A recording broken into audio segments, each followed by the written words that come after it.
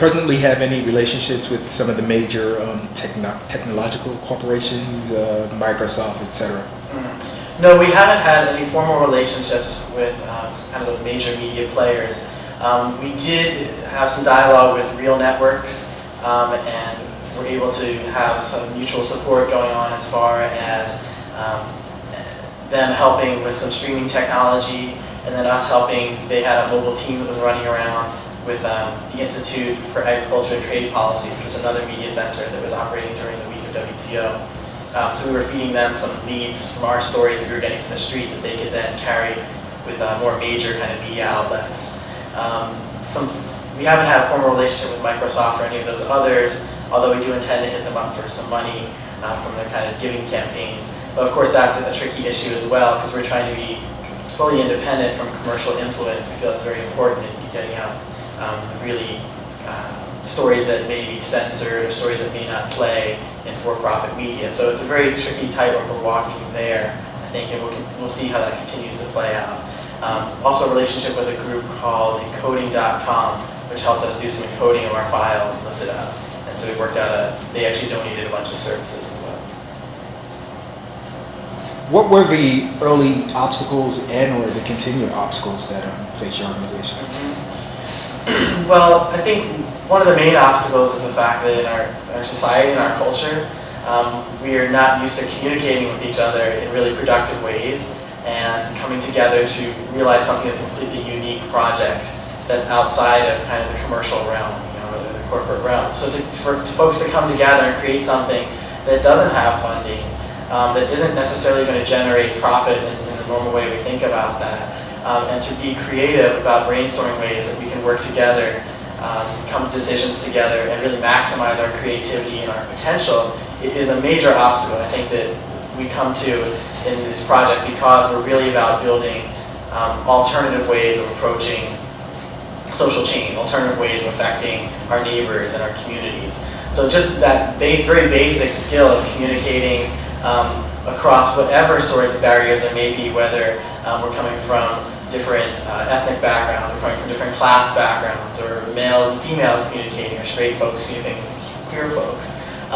Those are challenges that I think have been present in the project and will continue to be present as we work through that. And the project is really taking those on and trying to do that in a very serious way, because we feel like that's fundamental to building alternatives to the way our society is right now. And then there's obviously lots more kind of concrete obstacles we face. We've already mentioned funding, we mentioned access to technology, securing a physical space that would work for us during the week. We were very fortunate to get this really choice location downtown, which was very helpful to us logistically as far as running stories in and out, and having 300 people running in off the street all the time.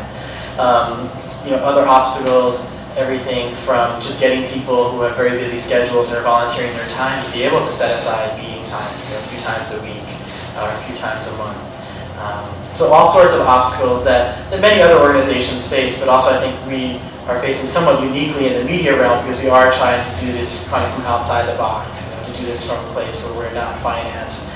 We're not operating on a hierarchical model where there's a boss or there's paid staff. We're really doing a much more grassroots sort of horizontal structure to how we make decisions, a much more inclusive way, a democratic way of doing that. What technology has helped the nonprofit and what has hurt it? An example, for instance, have older computers really been ineffectual in getting media out?